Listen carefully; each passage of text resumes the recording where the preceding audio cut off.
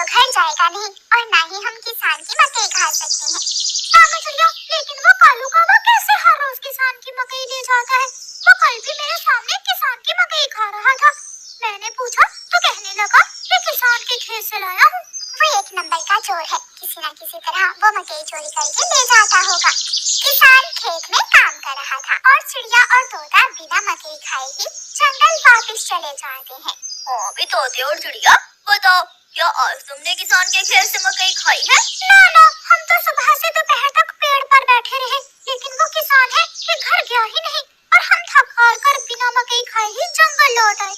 मैं तो जा रहा हूँ, पेट भर मकई खाऊंगा भी और अपने साथ भी लेकर आऊंगा। कालू कौवा इंसानों की बस्ती की तरफ जाता है। कालू कौवा किसान के खेत में जाकर किसान से कहता है, किसान, तुम्हें तुम्हारी पत्नी घर बुला रही है, तुम्हारे घर में मेहमान आए हैं। अच्छा, तो मैं जल्दी से घर जाता हूँ। बहुत शुक्रिया जो तुमने मुझे बता दिया। किसान अपने घर चला जाता है और कौवा मजे मजे से किसान के खेत से मकई खाने लगता है। नहीं, मैंने तो आपको नहीं बुलाया। क्यों मेहमान नहीं आए थे? तो फिर उस काले कौवे ने मुझसे झूठ क्यों बोला? कौवा झूठा है, मैंने तो उसे नहीं भेजा। कौवा पेट भरकर मकई खाता है और कुछ मकई अपने साथ लेकर वापस जंगल लौट जाता है। कौवे एक मकई का भुट्टा मुझे भी दे दो। ना, मैं तो मकई का भुट्टा किसी को नहीं दूंगा, बहुत मुश्किल से लाया हूँ मैं। कौवा चिड़िया के सामने बैठकर मकई का भुट्टा खा रहा था और चिड़िया के मुंह में पानी आ रहा था।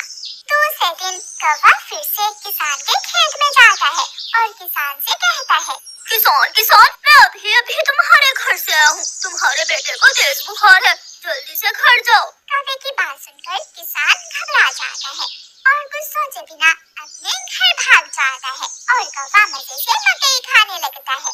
कहाँ है मेरा मुन्ना? मुन्ना तो बाहर खेलने गया हुआ है। क्या मेरा मुन्ना ठीक है? हाँ, मुन्ना तो बिल्कुल ठीक है। तो फिर इसका मतलब आज फिर उस शरारती कौवे ने मुझसे शरारत की है। उसने मुझसे कहा कि मेरे मुन्ने को बुखार है, मैं जल्दी घर जाऊँ। वो कौवा जरूर आपको घर भेजकर खेत से फसल खाता होगा। मैं कल देखूंगा वो कौवा कैसे मुझे उल्लू बनाकर मेरे खेत से मेरी फसल खाता है। कौवा जंगल जाकर बहुत खुश था। वो जो मकई अपने साथ लाया था वो तोते और कबूतर के सामने बैठकर खाता है। वाह, मजा ही आ गया, ये मकई तो बहुत स्वादिष्ट है। यार कौवे, थोड़ी सी मकई मुझे भी दे दो। हाँ ठीक है, अगर तुम मेरे घर का काम कर दो तो मैं तुम्हें भी मकई दे सकता हूँ। मैं भी करूँगा, मैं भी कल से आपके घर का सारा काम करूँगा, मुझे भी मकई दे देना। ठीक है, तो फिर जल्दी से मेरे साथ आ जाओ। कौवा कबूतर और तोते को अपने घर ले जाता है। तोते, तुम जल्दी से मेरे घर की सफाई सुथराई कर दो और कबूतर तुम जल्दी से मेरे सारे बर्तन धो दो, फिर मैं तुम दोनों को मकई दूंगा। फिर कबूतर अपने काम में लग जाता है और तोता कौवे के घर की सफाई सुथराई करने लगता है।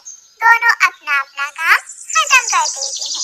कौवे, मैंने काम कर दिया है, अब मुझे मकई दे दो। मैंने भी काम कर लिया है, मुझे भी मकई दो।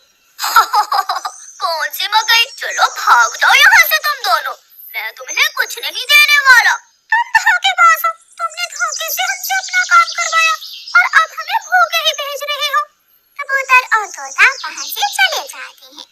कौवा हर रोज की तरह अगले दिन भी किसान को पागल बनाने के लिए किसान के खेत में चला जाता है। कौवा किसान के पास जाता है और किसान से कहता है, किसान, मैं अभी देख कर आया हूँ, तुम्हारी गाय जंगल की तरफ जा रही है, शायद उसकी रस्सी टूट गई होगी। मेरी गाय को तो शेर खा जाएगा। कौवे, मैं जल्दी से जाकर अपनी गाय को बचाता हूँ। किसान वहाँ से जाता है, लेकिन आज किसान थोड़ी दूर जाकर पेड़ के पीछे छुप जाता है। कौवा किसान के खेत में जाकर मकई खाने लगता है। तो ये कौवे का बच्चा इसलिए मुझे हर रोज किसी न किसी तरह खेत से फेंक देता है। जब तक मेरे पास बड़ा दिमाग है, मुझे किसान की फसल खाने से कोई नहीं रोक सकता। किसान के पास बंदूक थी। किसान और गोली सीधी जाकर कौवे की टांग पर लगती है। कौवा बहुत मुश्किल से वहाँ से भागता है और किसी न किसी तरह अपने जंगल वापस पहुँच जाता है। वो अपने घर के बाहर आकर गिर जाता है।